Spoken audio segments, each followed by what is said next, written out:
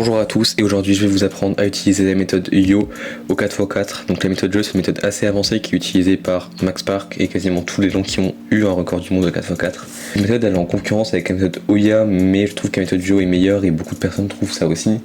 Mais il y a toujours ce débat de Yo ou Oya parce que les deux méthodes sont quand même assez fortes. Et donc tout d'abord je vais commencer par une présentation globale de la méthode. Alors pour commencer, vous allez faire un premier centre, puis son centre opposé, donc là j'ai fait le blanc, donc ça va être le jaune, comme ceci. Ensuite, vous allez constituer 3 arêtes d'un des deux centres que on vient de créer. Je ne suis pas color neutral, pour moi ça va être le blanc, parce que je ne sais résoudre qu'avec le blanc. Et si vous êtes color neutral, vous pouvez commencer par n'importe quel deux centres possibles. Un color neutral, ça veut dire que vous êtes capable de commencer avec toutes les couleurs possibles du cube. Donc là vous allez faire 3 arêtes blanches en utilisant le fait que tous ces centres là ne sont pas faits du tout. Donc on va pouvoir faire des mouvements, par exemple faire directement ça pour créer une arête. Donc là j'en ai créé une, donc une paire d'arêtes. Ensuite donc là il va falloir créer 3 autres. Donc là j'ai la orange ici comme ceci, et ici j'ai celle-là que je vais mettre ici. Donc là il faut faire bien attention à ce que les couleurs soient les mêmes, par exemple ici, à ce que les couleurs des arêtes qu'on a mis et qu'on les place bien, du coup aussi les placer. Ici regardez, on a la blanche orange et ici on a blanc orange, donc c'est bon. Ici on a la bleue, c'est bon. Ici on a la rouge, c'est bon. Mais il faut pas inverser. Ensuite, grâce à l'arête qui ici n'a pas été faite, on va pouvoir finir le restant des centres. Donc je vous expliquerai comment faire après, comme ceci. Donc là on a fait tous les centres et ensuite nous allons pouvoir faire l'arête, donc la dernière arête blanche, donc toute seule. Et ensuite c'est là que la méthode devient intéressante, vu que là on voit qu'on a une croix blanche qui est déjà faite. Et ensuite on va pouvoir finir toutes les autres arêtes, mais avec un schéma qui est assez rapide et efficace. Alors au début on va faire 3 arêtes en même temps, donc j'expliquerai après comment. Une fois qu'on a fait ces 3 arêtes, on va en refaire 2. Ensuite, une fois qu'on a fait ces 2 dernières arêtes, normalement il nous en reste 3 à faire et on va les finir toutes en même temps. Et tadam, et là on a fini toutes les arêtes et donc on n'a plus qu'à finir tout le cube, comme un 3x3 classique, et ça je ne détaillerai pas cette partie là. Alors pour commencer, je disais qu'il fallait faire 2 centres, peu importe lesquels, si vous êtes color neutral, hein, si vous n'êtes pas color neutral, vous pouvez commencer soit par le jaune soit par le blanc, vu que un centre et l'opposé vont être faits. Après vous choisissez avec quelle arête vous voulez commencer. En fait dès le moment où vous faites dès le moment où vous créez les paires d'arêtes, vous choisissez quelle croix vous allez faire après. Donc vous pouvez vous trouver avec une croix qui est pourrie comme avec une croix qui est bonne, mais ça on peut pas savoir trop à l'avance. Donc une fois qu'on a fait le premier centre, on va faire le deuxième. Donc là c'est pareil que méthode débutante, hein. Donc ça normalement je n'explique pas. Hop. Voilà, donc là il va falloir réussir à faire 3 arêtes. Il va falloir réussir à choisir les 3 meilleures. Alors pour commencer, en fait il faut faire des arêtes qui vont très très vite à faire. Par exemple là il y a la bleue ici et j'ai juste à faire D et ce mouvement là pour avoir l'arête ici qui s'est créée là devant moi. Ensuite pour l'insérer je fais juste un mouvement F. Ensuite il va falloir que je suive plus ou moins l'ordre en fait des pièces. Par exemple là la logique voudrait que je suis pas censé faire l'arête verte, parce que la verte sinon il va falloir que je la mette ici. En fait il va falloir que je crée l'arête verte ici, sinon je vais devoir faire ça, ça et ça va pas être une bonne chose. Donc là j'ai plusieurs solutions possibles. Donc là j'ai 2 arêtes qui sont en face en fait, donc là il faut les créer. J'aurais fait U2 et M2, moi ça va créer cette paire ici et que je n'ai qu'à mettre en fait. Ouais c'est bon, je vais vérifier mes couleurs parce que des fois je suis pas sûr. Et ensuite là on peut faire une des deux, donc soit celle-là soit celle-là, et celle-là est vachement plus simple. Je n'ai qu'à faire pareil qu'avant, U2, M2 et l'arête est créée derrière et je n'ai qu'à l'insérer. Je ne l'ai pas précisé lors de mon tutoriel, mais en fait c'est une étape assez intuitive, donc il n'y a pas grand chose à faire, juste faut essayer de trouver la meilleure façon de le faire en fait, comme ceci. Encore une fois que les 3 arêtes là sont faites, hein, jusque là c'est un peu intuitif, c'est vachement fait, cette méthode est assez intuitive, hein, comme un 4x4 classique finalement, donc il n'y a pas grand chose à vraiment expliquer, c'est juste d'un point de vue méthode, c'est ça dont je dois parler. Ensuite ici il va falloir créer un des centres puis suivre en fait en remontant comme ça, ou limite en fait. Donc là par exemple je vais commencer par le centre bleu parce qu'il est mieux pour débuter, enfin parce qu'il est mieux parce qu'il est déjà plus avancé. Donc pour faire ça, je vais mettre l'endroit où il n'y a rien Donc là je vais mettre l'arête où il n'y a pas de pièce blanche ici, à l'endroit où il est censé avoir le centre bleu. Ensuite là je vais donc résoudre comme j'aurais fait normalement, comme ça. Et je vais avoir le centre qui est fait.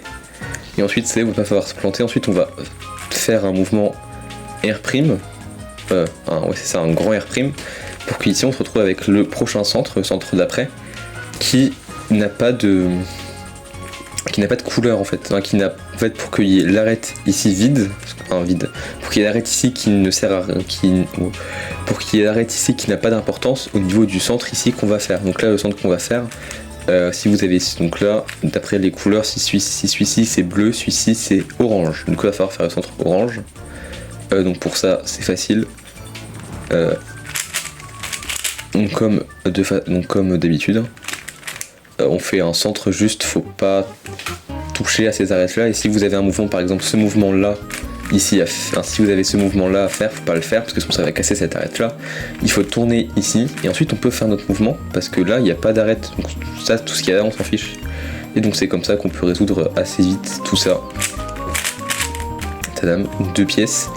Ensuite quand j'ai résolu un centre je fais ça. Donc là en l'occurrence ça va aller assez vite et là je dois mettre le vert ici parce que je sais qu'ici c'est le bleu et que le vert est en face du bleu. Donc là ensuite je dois tourner, alors moi j'aurais tourné cette face ici pour mettre le vert dans ce sens là.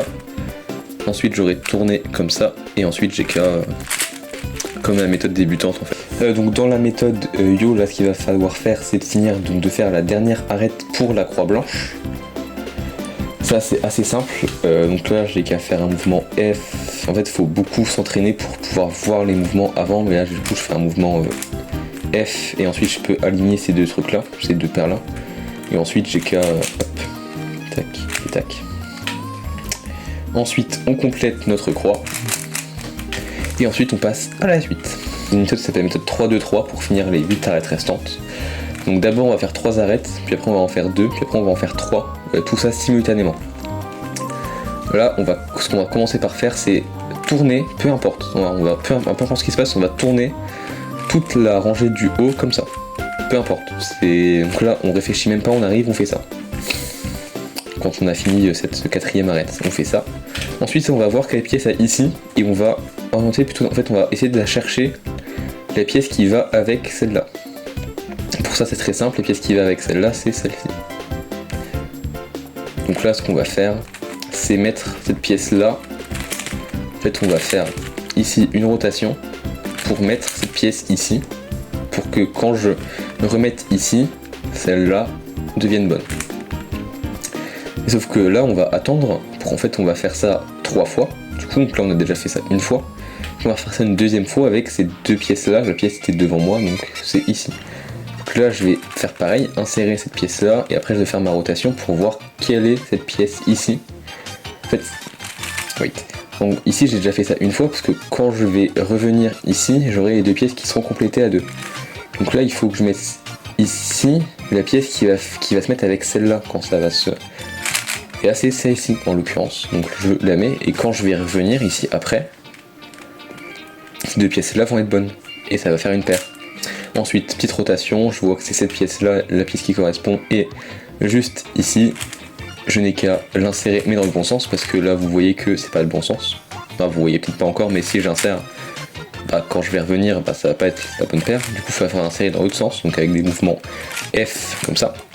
Et ensuite là j'ai fait 3 fois, faut compter, et ensuite pouf, j'ai le droit de revenir ici quand j'ai fait ça 3 fois, et là j'ai 1, 2, 3 paires qui sont créées en plus. Donc on arrive ici sur, donc on est normalement orienté soit comme ça, ça dépend, il vaut mieux être orienté comme ça, il vaut mieux faire une rotation directement.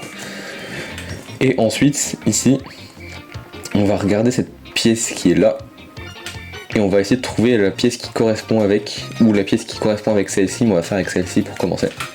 Je vais mettre la pièce, donc celle-ci ici, de façon à ce que si je fasse ça, ça fasse ici la paire. Bon, j'aligne, donc ici je pousse là, pour aligner ces deux pièces là, mais il faut bien faire attention à avoir avant regardé quelle était cette pièce là. En fait quand je pousse cette pièce ici, cette pièce là part, donc j'ai été obligé d'enlever celle-là. Donc ce qu'on aurait fait en méthode débutant, c'est qu'on aurait enlevé celle-là pour en mettre une qui n'a pas d'impact à la place. Mais là, ce qu'on va faire, on va gagner du temps. On va, à la place de celle-là, on va en mettre une et qui quand on va revenir, on va mettre la pièce qui quand elle va revenir va créer la paire avec la pièce qui était partie là-bas, comme ceci. Et là, on a créé la paire qu'il fallait créer. Là, ce qu'on va faire, c'est plus ou moins pareil qu'avant, enfin, c'est exactement pareil qu'avant même. On va regarder la pièce qui est, on va regarder ici, donc là on a une pièce qui est pas résolue là, mais celle-là est résolue, donc on regarde ici. On met notre pièce là, comme ceci. Pour que quand on fasse ça, on aille ici. On va regarder la pièce qui était, donc on a regardé bien avant la pièce qui était ici, donc on sait que c'est la orange bleu. Pour que ici, en bas, pour que quand elle revienne, elle crée la paire avec, et donc là, quand je fais ça, toutes mes paires sont créées. Et là, j'ai qu'à finir comme un 3×3 avec une croix qui est déjà faite. Donc j'ai gagné du temps, vu que j'ai gagné le temps de faire la croix. J'espère que ce petit tutoriel sur la méthode Yo vous a plu. Si vous avez des questions à me poser, je répondrai en commentaire. Sinon, vous pouvez aussi rejoindre mon Discord qui sera dans la description si vous avez des questions à me poser. Sur ce, bonne journée, au revoir.